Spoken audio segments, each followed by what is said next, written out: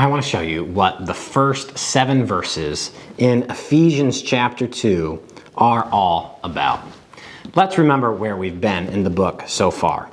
So far in Ephesians, what we've seen in chapter 1 is that God is incredibly powerful. How do we know that God's so powerful? He displayed his power by raising Jesus from the dead.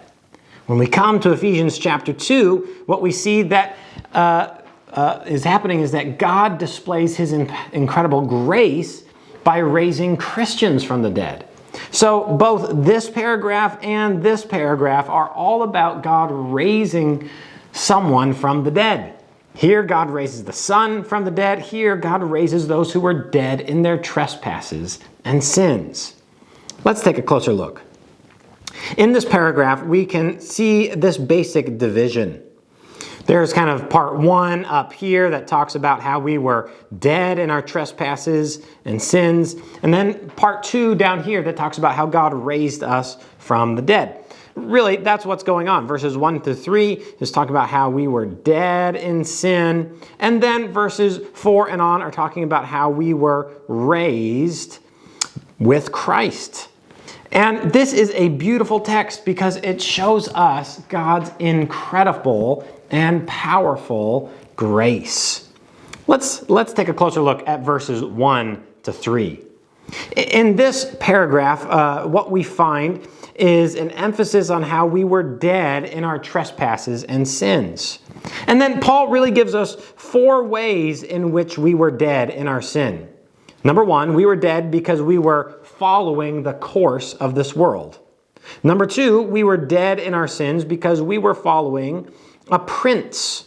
Number 3, we were dead in our sins because we were carrying out the desires and the passions of the flesh. And then number 4, last, we were dead in our sins in that we were by nature children of wrath. This language here of being dead in our sins is talking not about physical death, because we used to be walking a certain way. We were walking in our trespasses and our sins. We're not talking about physical death, we're talking about spiritual death. The truth is that before anyone knew Christ, they were dead in their trespasses and sins. You know, the image of salvation is, it's not so much someone is drowning and they're about to go under and then Jesus throws them a life preserver, and then in a last desperate attempt they reach out and grab the life preserver and they're saved. Actually, the picture of salvation is that we were dead. We already drowned. And Jesus had to bring us to life. We were dead in our trespasses and sins. And Paul explains 4 things that means. Number 1, we were dead in that we were following the course of this world. We were just going with the flow. We weren't going against the current. We were going with the current. If your life looks like everybody else's life, you might be following the course of this world. If you embrace the values and the worldview of everybody else around you, that maybe is a sign that you are not a Christian and that you're following the course of the world and yet you're dead in your trespasses and sins. There's another way in which we used to be dead in our sins. We used to follow a prince. Another translation of that word is the word ruler. Before we knew Christ, we were following a ruler. The ruler who was really over 2 things. He was the ruler of the power or the domain of the air. And number 2, he's the ruler over the spirit or the attitude, that rebellious attitude that's at work in the sons of disobedience. Who was this prince that we used to follow? Of course, it's the devil.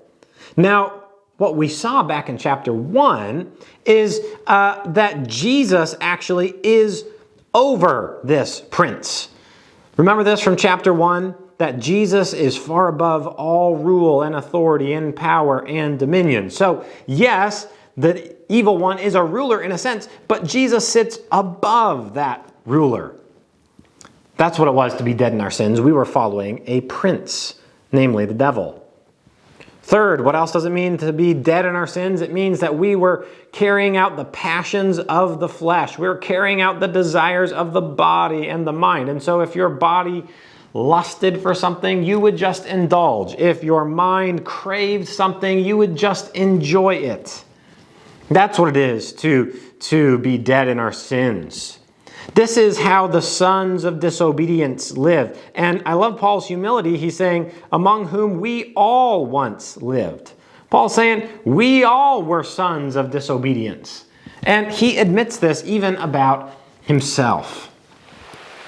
There's another way that Paul describes what it is like to be dead in our trespasses and sins. He says that we were by nature children of wrath. The very essence of who we were, the very essence of our identity, is that we were children of wrath. Whose wrath? Well, we weren't by nature children of Satan's wrath. We were actually following Satan and doing his will. We were by nature children of God's wrath. We're all sons and daughters of Adam, and that means that we are subject to the wrath of God. And it wasn't just us, it was all humans, the rest of mankind. And so the sad reality is that we were dead in our trespasses and sins. But God. I love this phrase. But God. We were dead in our trespasses and sins, but God did three things. Number one, but God made us alive together with Christ. Number two, God raised us up from the dead. And number three, God seated us with him in the heavenly places. So we're dead in our trespasses and sins, but God does three things for us. I think that's amazing. We need to remember something about what happened to us at our conversion. When we were converted, we were united with Christ. This is so important because it reminds us that the blessings that came to Christ come to us. This should ring a bell for you. Raised up, seated in heavenly places, because that's exactly what happened to Jesus. Remember back here in chapter 1? Jesus was raised up, seated in the heavenly places. And since we're united to Christ, these things that happen to Christ, we receive the same benefits. And so we're not just made alive, we're made alive together with Christ. We're not just raised up, we're raised up with him. We're seated with him because we're united to Christ. Now, what on earth would motivate God to take people who are dead in their trespasses and sin and make them alive, raise them up, and seat them, give them a place in heaven? It's the very nature of God. But God, here we see in this kind of parentheses, but God being rich in mercy.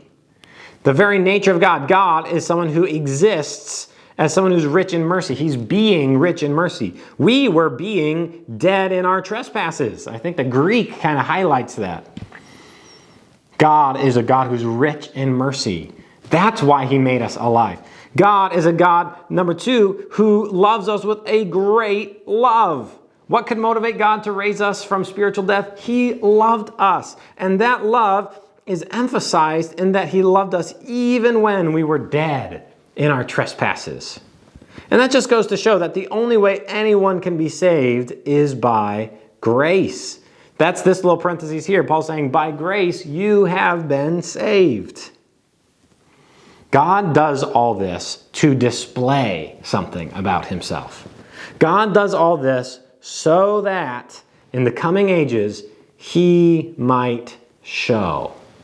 See, God raised Jesus to display his power. He raised you to show his grace. I love how it's described here, the immeasurable riches of his grace. You can't measure how much grace it would take to take someone who's so lost and dead in their sins and then raise them and give them spiritual life and a place in heaven. But God did it because he's rich in grace. All right, that's all for this time. Thank you guys so much for joining us, and we'll see you again next time.